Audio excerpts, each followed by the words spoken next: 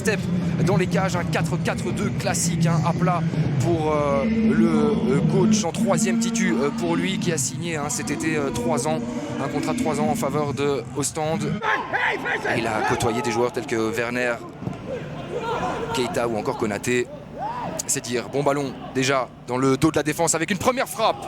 Ça rase le montant de Guillaume Hubert, le Coréen qui veut évidemment saisir sa chance dans cette rencontre. Première titularisation, on le rappelle. C'est sa 6e rencontre en tout pour ce coach. Ce qui oblige Saint-Tron à envoyer des longs ballons. Mais il est bon ce ballon-là pour Wolke Janssens en direction de Suzuki qui laisse passer avec Lee. Attention pour le 1-0 déjà. Non, c'est touché par Guillaume Hubert. Belle possibilité de Colombato.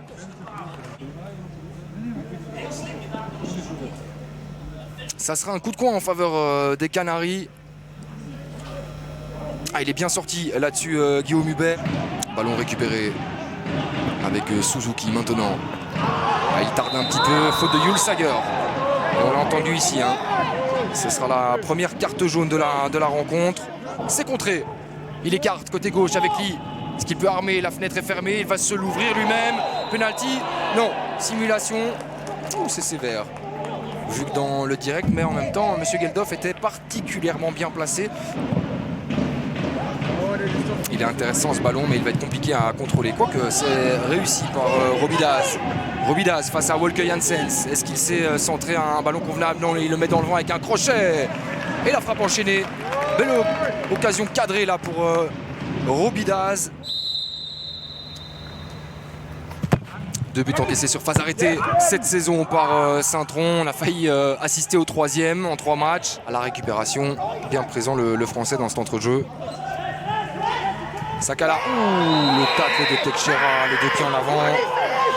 En tout cas en direct c'était impressionnant. Est-ce qu'il touche le ballon? Ça reste à voir.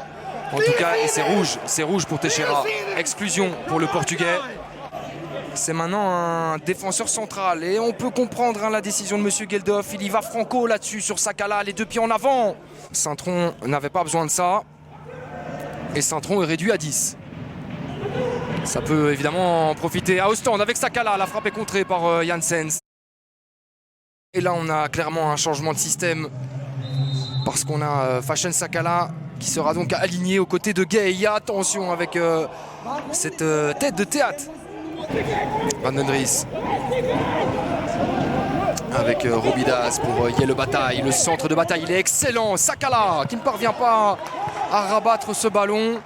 Belle séquence de la part d'Ostende dans notre compétition. Quel début de championnat pour les Anversois qui crée la surprise. Attention, Aris Koulason et Kenny-Step a le dernier mot. Rapidement, on ne sortira pas ce ballon apparemment.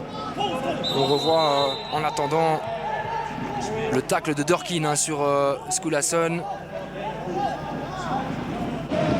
Alors que M. Geldof est envoyé par la vidéo assistance vers son petit écran pour revoir probablement.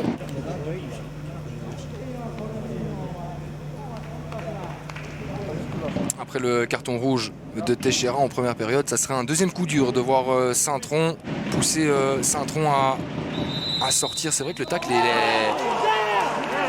il est virulent, ce tacle de Chris Durkin, et le pénalty est confirmé par M. Geldof. Pourquoi pas Aris Koulason pour se faire justice lui-même. On revoit une dernière fois ce tacle. Aris Koulason a donc la possibilité de décanter les choses dans cette rencontre à la 71e minute de jeu et de donner l'avantage à Ostende. C'est le poteau. On voit ça. Elle est trop croisée cette frappe de Aris Koulason. Kenny-Step sauvé par son poteau. Barbosa est monté au jeu, vous l'aurez remarqué entre temps.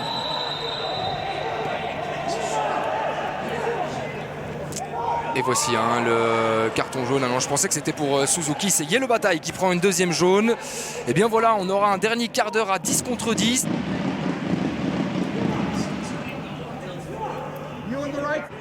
L'ouverture côté gauche pour Gay. Est-ce qu'il va tenter sa chance? Gay, pas de fenêtre de tir et finalement une frappe cadrée. Eh bien, on se contentera de ça. 0-1-0, un carton rouge de part et d'autre, un penalty manqué par Aris Koulason en deuxième période.